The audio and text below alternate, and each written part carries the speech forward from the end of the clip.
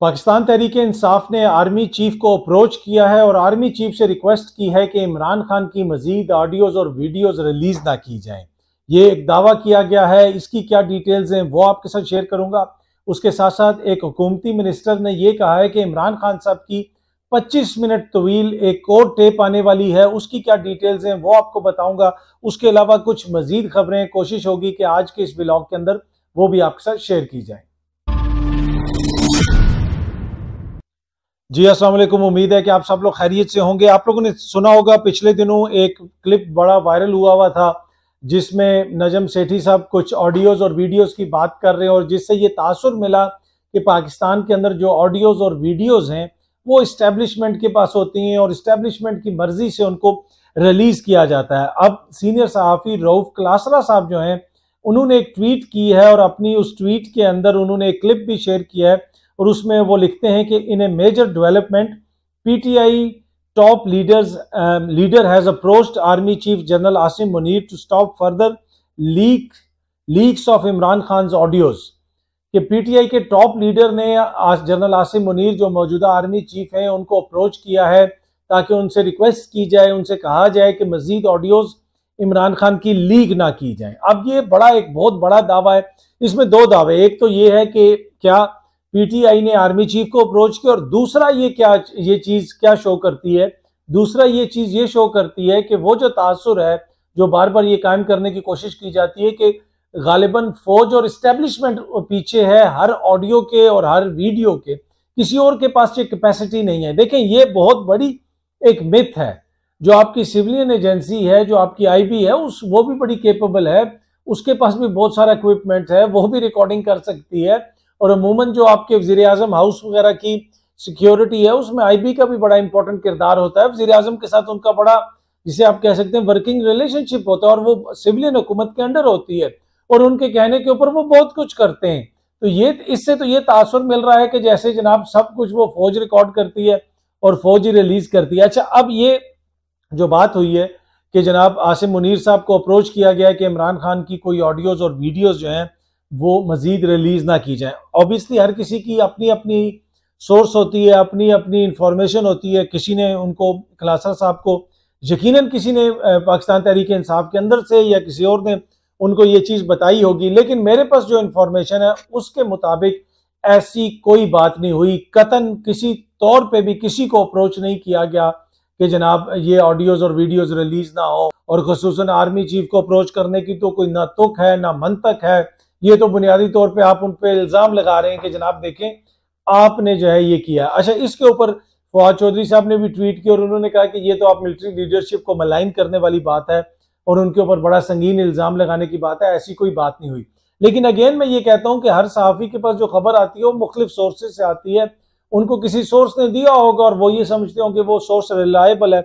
अब मेरी जो सोर्सेज हैं जिधर भी हैं ऐसी कोई बात नहीं हुई, ऐसी कोई डेवलपमेंट नहीं हुई, ऐसा कोई राब्ता नहीं हुआ, ना सदर मुमलिकत की जानिब से ना किसी और की जानिब से, कि ये हो सकता है कि कहीं पे कोई बात हुई हो कि जनाब इस तरह की चीजें रिलीज नहीं होनी चाहिए, पाकिस्तान की सियासत गंदी हो रही है। लेकिन क्या इन ऑडियोज का या फिर जो वीडियो आने वाली है जिसके हवाले से हुकूमती कुछ लोग बड़े एक्साइटेड हैं और बार बार मुख्तलिफ जगहों पर ये चीज कोट भी की जाती है और कहा भी जाता है कि जनाब नई ऑडियो आ जाएगी तो ये हो जाएगा और वो हो जाएगा, उससे पीटीआई को कोई फर्क पड़ता है?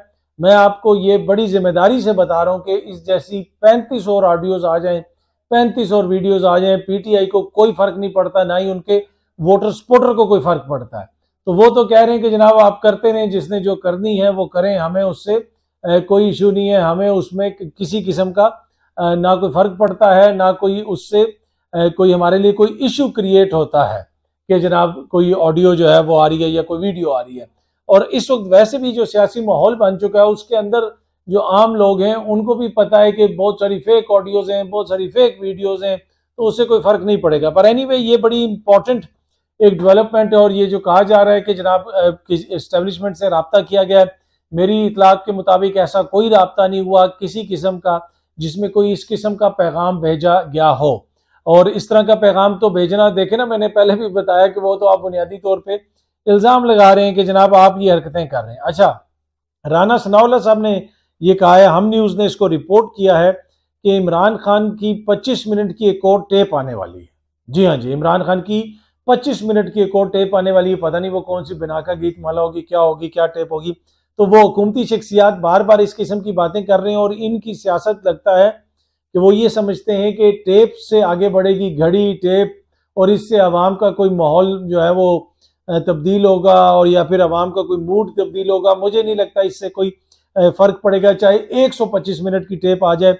और दूसरी बात जो मैंने पहले भी आपके साथ अर्ज की कि जनाब आर्मी चीफ को कतन भी पाकिस्तान तहरीक इंसाफ की जानिब से बिल्कुल अप्रोच नहीं किया गया। अगर इस चीज के ऊपर अप्रोच किया गया हो तो मेरे ख्याल में ये तो इससे तो वो उल्टा है, ये तो एक तरह से इल्जाम तराशी हो जाएगी कि जनाब आप करवा रहे हैं या आपका इदारा करवा रहा है। तो ऐसी कोई बात नहीं है, आर्मी चीफ से कोई राब्ता नहीं हुआ पाकिस्तान तहरीक इंसाफ का और उनको कोई अप्रोच नहीं किया गया कि जनाब आप वीडियो या ऑडियो टेप जो है खान साहब की रिलीज होने से रोकें। वो तो कहते हैं करें रिलीज, इसलिए कि खान साहब को मैंने आपको पहले भी बताया था और अब मैं दोबारा आपके साथ ये शेयर कर रहा हूं कि खान साहब को धमकियां दी गई हैं, उनको मुख्तलिफ ज़राए के ज़रिए पैगाम भिजवाए गए हैं कि जनाब आप बाज आ जाएं, आपकी मज़ीद ऑडियोज़ आ जाएंगी, आपकी मज़ीद वीडियोज़ आ जाएंगी। और ये मैं आपको बिल्कुल फर्स्ट हैंड इंफॉर्मेशन की बुनियाद पर बता रहा हूँ कि मुझे बड़ी सीनियर सोर्स ने पाकिस्तान तहरीक इंसाफ के अंदर से बताया। उसके अलावा खान साहब से जो हमारी मीटिंग्स वगैरह होती रही उसके अंदर भी कुछ चीज़ें डिस्कस हुई। तो मैं आपको ये बता सकता हूँ कि ये कहा गया है, खान साहब को ये पैगामात भिजवाए गए हैं कि जनाब आपकी इस तरह की चीज़ें आ सकती हैं, लेकिन इसकी उनको जिसे कहते हैं रत्ती बराबर कोई परवाह नहीं है। वो कह रहे हैं जी जिसने करना है, जो भी कर रहा है वो ज़रूर करे। अच्छा, एक और चीज़ ये है कि अब जिस तरह दोबारा इलेक्शंस की बात हो रही है और कहा जा रहा है कि जी इलेक्शंस हो जाएंगे और ये हो जाएगा वो हो जाएगा, ये जनरल बाजवा भी अपने दौर में कहते रहे और इस तरह के पैगाम भिजवाते रहे कि जी इलेक्शंस हो जाएंगे और वो हो जाएगा। और फवाद चौधरी साहब ने एक इंटरव्यू में भी कहा कि 3 बार कमर जावेद बाजवा और DGISI को कहा गया कि इमरान खान आपको डी नोटिफाई करेंगे। ठीक है, ये उनको कहा गया कि जनाब आपको नोटिफाई कर, बुनियादी तौर पे रिफ्ट डालने के लिए कहा गया कि आपको डी नोटिफाई कर देंगे। और उसके साथ साथ फवाद चौधरी साहब ने एक और बड़ी इंपॉर्टेंट बात की कि हमारी हुकूमत के खात्मे के बाद साबिक army chief general Qamar Javed Bajwa ने कहा कि कोई मसला नहीं है, अब इलेक्शन होने वाले हैं, आपको मेरा शुक्रिया अदा करना चाहिए क्योंकि आप तो बिल्कुल फारिग थे और अब आप बहुत मकबूल हो गए हैं। ये फवाद चौधरी साहब ने कहा। अच्छा, और इससे आप अंदाज़ा लगा लें कि क्या कुछ हो रहा था। जनरल बाजवा को ये कहा गया, DGISI को ये कहा गया कि जनाब उनको डी नोटिफाई कर दिया जाएगा, उनको उनके ओहदे से उतार दिया जाएगा, एक तरह से जिसे कहते हैं ना बदजनी पैदा करना। और उसी वजह से फिर कुछ लोग कहते हैं कि उस रात को जिस किस्म की अदालतें खुली, जो कुछ हुआ, उसकी बुनियादी वजह यह थी कि जनरल बाजवा को यह डर खौफ था कि उनको डी नोटिफाई कर दिया जाएगा और उन्होंने उसको प्रीएम्प्ट करने के लिए हुकूमत ने जनाब जो हुकूमत की तरफ से अगर कोई ऐसा नोटिफिकेशन आता है तो उसको अदालत में चैलेंज किया जाना था। तो इस वजह से अदालतें वगैरह खुली। ये एक आम तासुर है और ये मुख्तलिफ ज़राए ये बात बताते हैं। लेकिन खान साहब ने, हमने खान साहब से पूछा, उन्होंने कहा कि मेरे जहन में कोई ऐसी बात नहीं थी कि मैं जनरल बाजवा को उतारूंगा या किसी को डी नोटिफाई करूंगा। लेकिन खान साहब ने आखिरी टाइम तक जो चीज़ों को तूल दिया, जो चीज़ों को लटकाया, वो उन्होंने ऑन पर्पस किया, जानबूझ के किया। ये मैं आपको बता रहा हूँ, खान साहब ने जानबूझ के 12 बजे तक चीज़ों को खींचा क्योंकि वो चाहते थे कि बहुत कुछ हो, बहुत सारी चीज़ें एक्सपोज हों और जो PhD लेवल की एक तरह से साजिश तैयार की गई है वो उसकी खान साहब ने ऐसी तशरीह कर दी। मैंने पहले भी ये बात की थी कि फिर नर्सरी का बच्चा भी समझ गया कि किसका क्या किरदार था।